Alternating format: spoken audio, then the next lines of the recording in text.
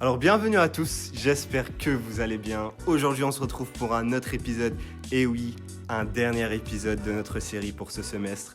Aujourd'hui je suis avec Nabil. Comment tu vas Nabil? Écoute, ça va très bien. Les examens vont arriver, les plus durs vont arriver. C'est un peu compliqué mais en vrai, avec les révisions qu'on a fait, les podcasts, ça nous a facilité en vrai un peu la tâche on va dire. Étant donné qu'on les a fait logiquement les podcasts et qu'on était du coup investis, oui, normalement. Donc aujourd'hui on va faire un podcast, on va réviser un peu marketing, on va voir un peu ce qu'on a vu en cours, les notions les plus importantes.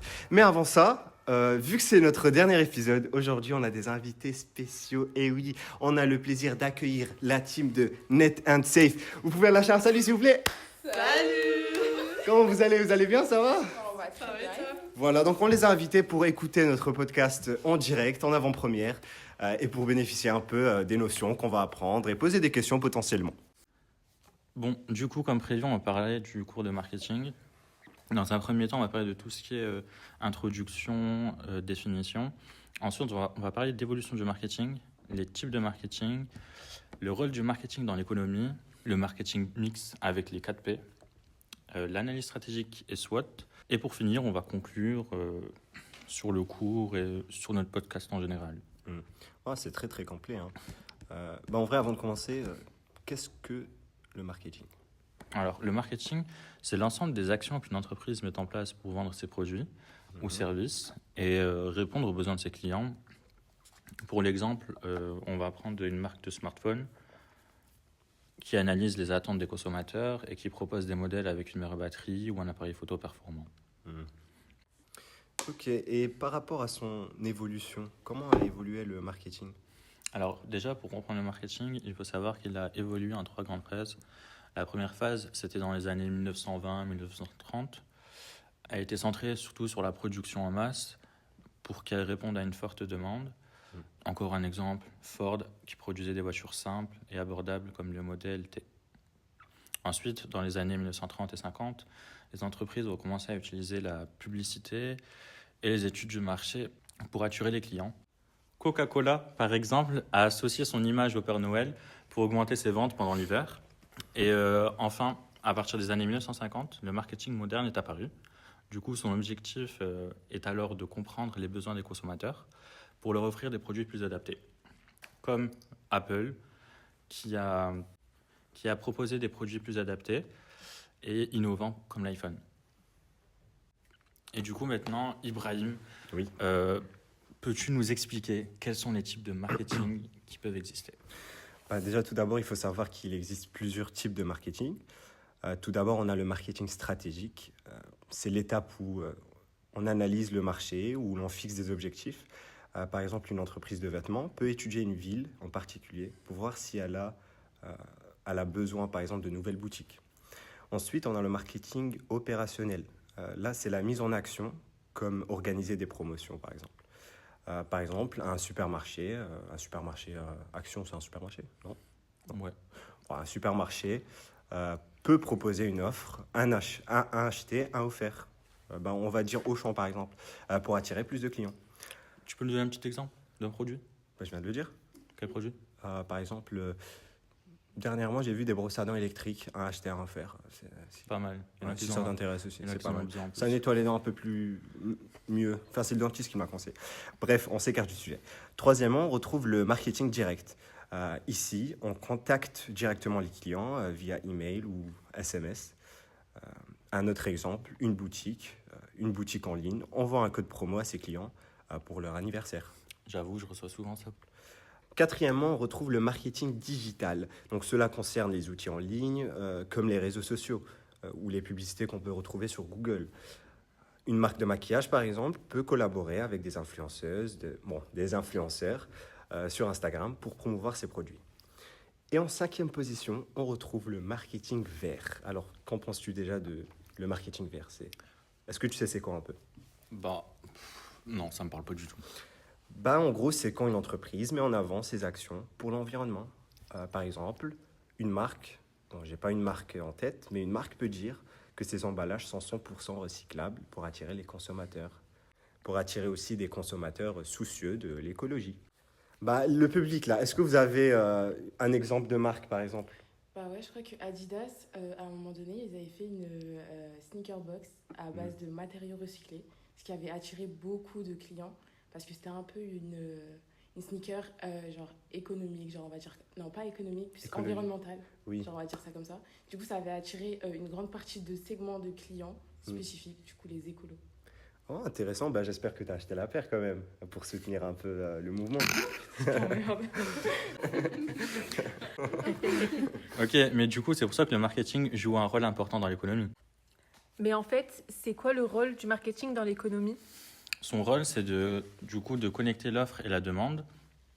L'offre représente ce que les entreprises produisent et la demande, elle, c'est tout ce qui est client, enfin tout ce que le client recherche. Par exemple, pendant le Black Friday, les entreprises adaptent leur stock pour répondre à la forte demande des consommateurs. Ah, mais d'ailleurs, en cours, on avait vu le marketing mix et j'avais pas très bien compris. Quelqu'un peut m'expliquer ou pas? Ah, bah, c'est une très très bonne question. Bah, en cours, c'est vrai qu'on avait vu le marketing mix et on avait vu aussi qui reposait sur 4 éléments appelés les P. Alors, j'imagine que... Ah, je pense que tu as deviné c'est quoi? Ouais. Vas-y, dis-nous. C'est les 4 P, non? C'est les 4 P, ouais. Donc 4 P pour le produit, le prix, la place. Donc la place, c'est la distribution et la promotion. Donc pour le produit, en fait, il faut bien choisir les caractéristiques du produit, comme son design ou son emballage, par exemple. On va refaire les exemples des marques. Une marque peut utiliser un packaging éco-responsable pour attirer des clients. Ça, c'est pour le produit. Le deuxième P, le prix. Donc le prix qui est très important parce que il est important de fixer un prix juste qui correspond à la qualité et reste compétitif. Un autre exemple, les opérateurs téléphoniques. Donc ils adaptent leur prix pour concurrencer leurs rivaux. Le troisième P qui est la place, donc la distribution. C'est l'endroit où le produit est vendu. Par exemple, Amazon s'assure de livrer rapidement pour satisfaire ses clients. Et le dernier P qui est la promotion. Donc cela inclut toutes les actions pour faire connaître le produit ou les produits, comme les publicités.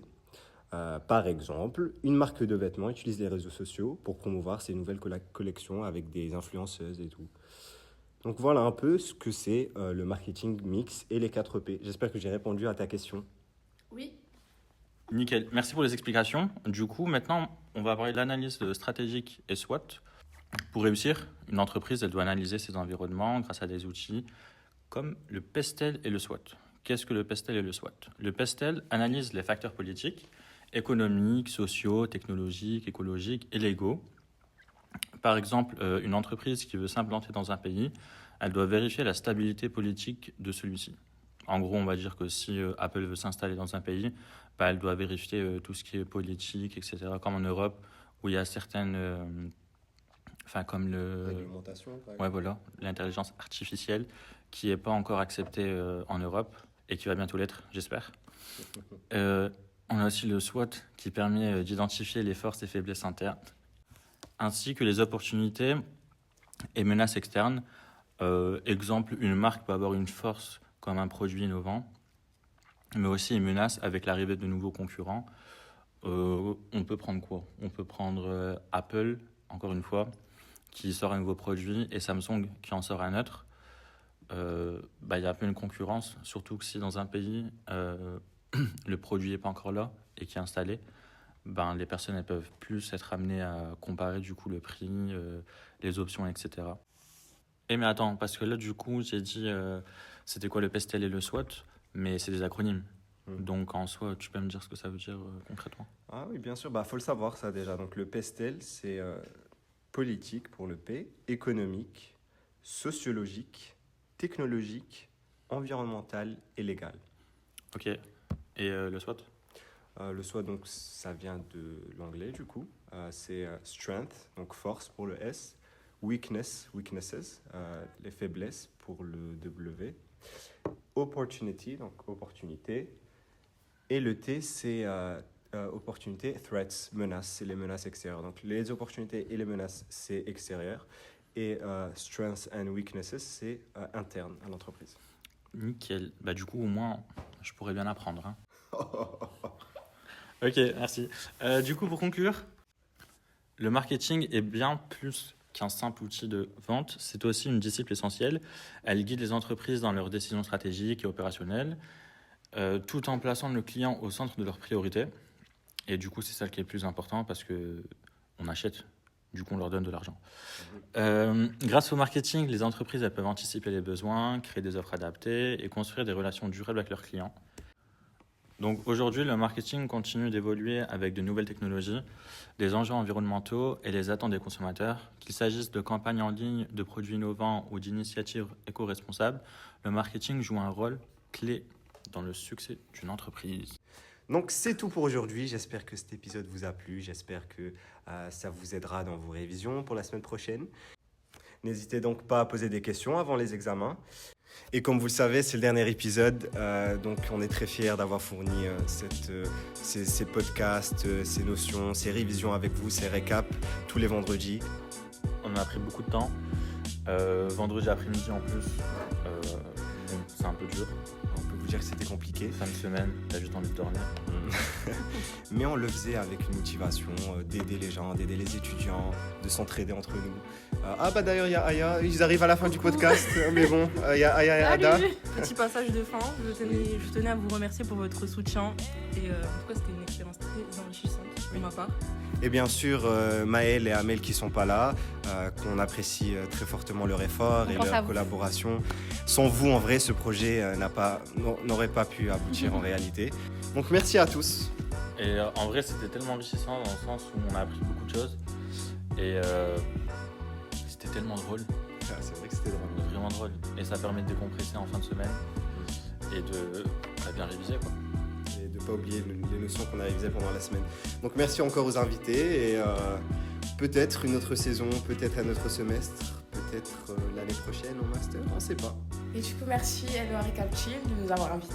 C'était très enrichissant et j'ai appris énormément de trucs grâce à vous. Je vous remercie. Pas de soucis, avec plaisir. Hein. On est là pour ça. Merci. Du coup, c'était LEA Recap & Chill avec Ibrahim. Et Nabil. Ciao, ciao.